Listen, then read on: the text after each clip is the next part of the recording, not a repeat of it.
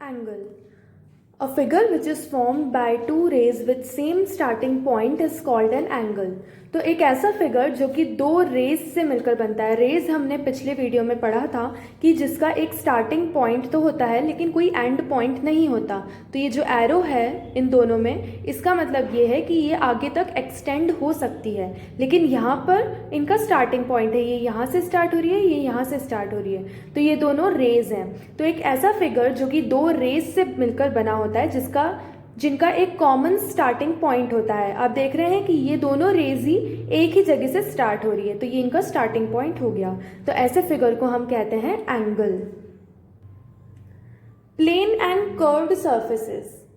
Plane का मतलब होता है जो बिल्कुल सपाट होती है, सॉलिड, और कर्व्ड का मतलब होता है जो थोड़ी घूमी हुई होती है, जो राउंड शेप में होती है. तो the part of solid which we see and touch is called the surface. तो जो भी सॉलिड चीज़ होती है जो हमें दिखाई देती है, जिसे हम टच करते हैं, उसे कहते हैं सरफेस. तो मिरर जो होता है, अगर आपने अपने घर पे मिरर देखा होगा तो उसकी सरफेस प्लेन होती है. उसको हम टच करते हैं तो वो बिल्कुल सीधा रहता है, सपाट रहता है. लेकिन एक एग होता है या फिर आपकी बॉल होती है, उसको आप देखेंगे तो वो गोल घूमी हुई होती है या घूमा हुआ होता है. तो उसकी सरफेस होती है curved. Okay. Open figure. Open figures, जैसा कि नाम से पता चल रहा है कि जो ओपन रहते हैं, जैसे कि हम ये दोनों फिगर्स देख रहे हैं स्क्रीन पर, तो ये यहाँ से ओपन है और ये यहाँ से ओपन है. तो इसका मतलब है कि ये ओपन फिगर्स होते हैं. तो the figures in which starting point and ending points do not meet. ऐसे फिगर्स जिसमें स्टार्टिंग पॉइंट या फिर एंडिंग पॉइंट्स मिलते नहीं हैं, तो उनको हम कहते हैं ओपन फिगर्स, जो ऐसे खुले हुए रहते हैं. और क्लोज्ड फिगर्स जिसमें स्टार्टिंग पॉइंट और एंडिंग पॉइंट्स आपस में मिल जाते हैं, जैसे कि यहाँ पर हम देख रहे हैं बिल्कुल क्लोज है. यहाँ पर भी अगर हमने इसको क्लोज कर दिया तो ये बन जाएगा closed figure. Now geometrical shapes. क्योंकि हम ज्योमेट्री पढ़ रहे हैं तो ज्योमेट्री में हमें बहुत सारे शेप्स देखने को मिलते हैं. तो each shape has some identification and name as per their property. हर शेप की कुछ ना कुछ आइडेंटिफिकेशन होती है जिससे हम उसे पहचान जाएं, और उनकी कोई प्रॉपर्टीज़ भी होती हैं और अलग अलग नाम होते हैं उन प्रॉपर्टीज़ के वजह से. तो let's learn some of them. First one is triangle. Triangle की 3 साइड्स होती हैं, जैसा कि आप देख रहे हैं 1 2 3.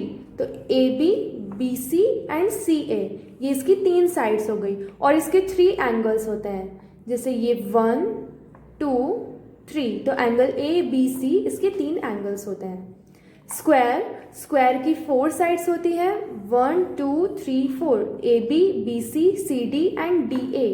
4 साइड्स, और सभी साइड्स स्क्वायर की इक्वल होती है. इनकी जो लेंथ है वो इक्वल होती है, सेम होती है. इसके 4 एंगल्स होते हैं, angle A, angle B, angle C और एंगल डी, और ये चारों एंगल भी इक्वल होते हैं. सर्कल. सर्कल क्योंकि कर्व्ड होता है, पूरा राउंड होता है, तो इसकी कोई एज नहीं होती, कोई साइड नहीं होती है, ना ही कोई एंगल होता है और ना ही कोई कॉर्नर होता है. सिर्फ इसकी एक प्लेन सरफेस होती है. रेक्टेंगल. रेक्टेंगल की 4 साइड्स होती हैं, A B, B C, C D and D A.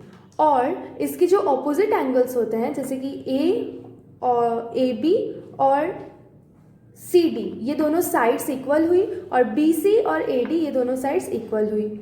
और इसके जो 4 एंगल्स होते हैं, angle A, angle B, angle C और एंगल डी, ये भी इक्वल होते हैं. क्यूब.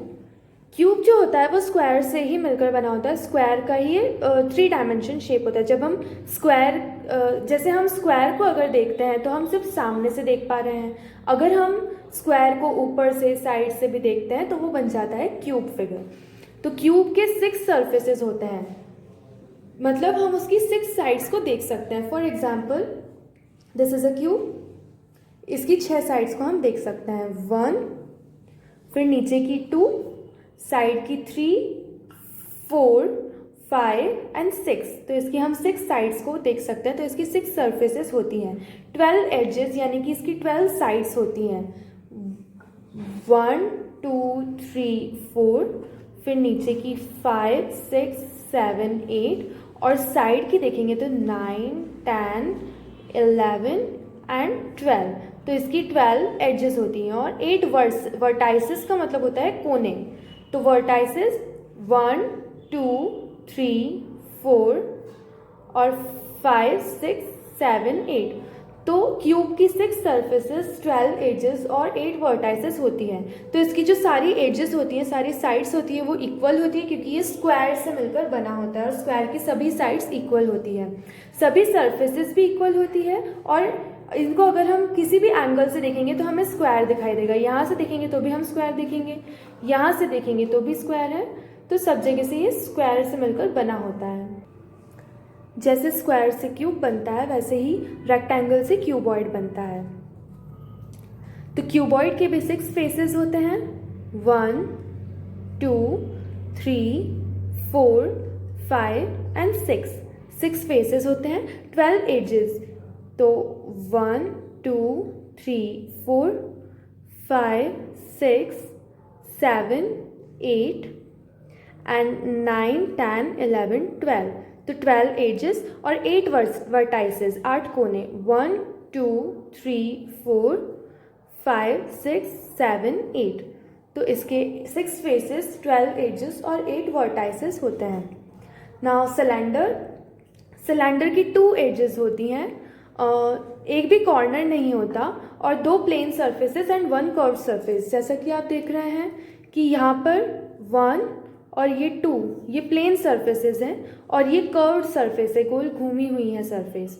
तो 2 प्लेन सर्फेसेस और 1 कर्व्ड सरफेसेस।